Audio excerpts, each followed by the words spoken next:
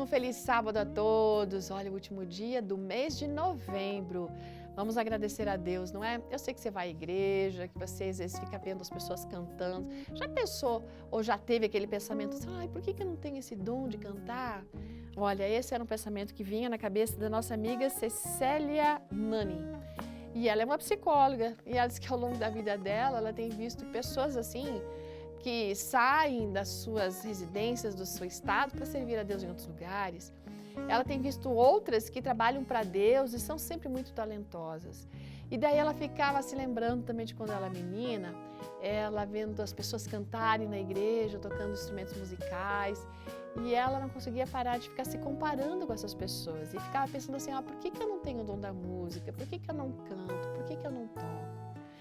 Às vezes a gente passa muito tempo, sabe, fazendo o quê? Olhando para o que os outros podem fazer.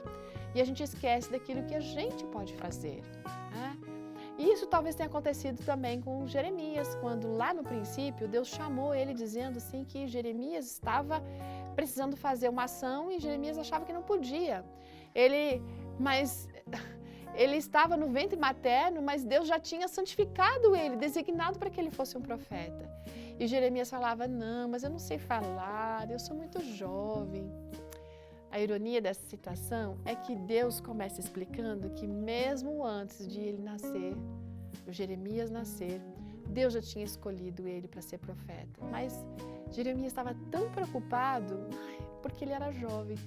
Talvez ele estivesse se comparando com profetas que ele já tinha conhecido, né? De quem ele já tinha ouvido falar, que vieram antes dele, como, quem sabe, Elias, o próprio Isaías. Mas ele não parou para pensar no que Deus estava dizendo. Porque Deus falou assim, antes de formar você, eu já tinha te chamado. Gente, Deus é um Deus responsável. Ele planeja com antecedência. Então, tudo que a gente tem a fazer é aceitar os planos dele, porque Deus não erra, ele sabe o que ele está fazendo. Uma outra bela característica de Deus é que ele tem empatia, ele é empático.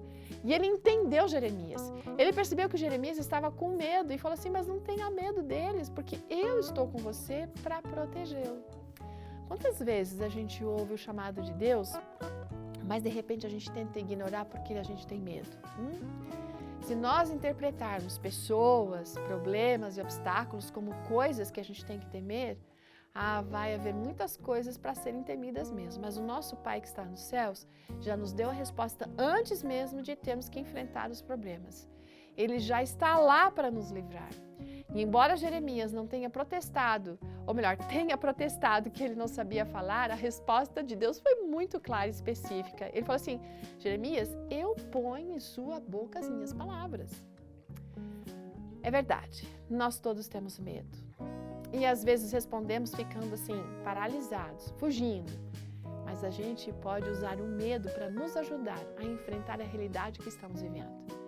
Entretanto, eu sei, isso é muito difícil se a gente for fazer sozinho. Então, sigamos o exemplo de Jeremias. Apresentemos nossos medos especificamente a Deus. E Ele vai nos dar as ferramentas para confrontar especificamente cada um desses medos. Ele nos conhece desde antes de a gente nascer. Ele conhece os nossos medos, cada um deles. E Ele pode nos ajudar a enfrentá-los.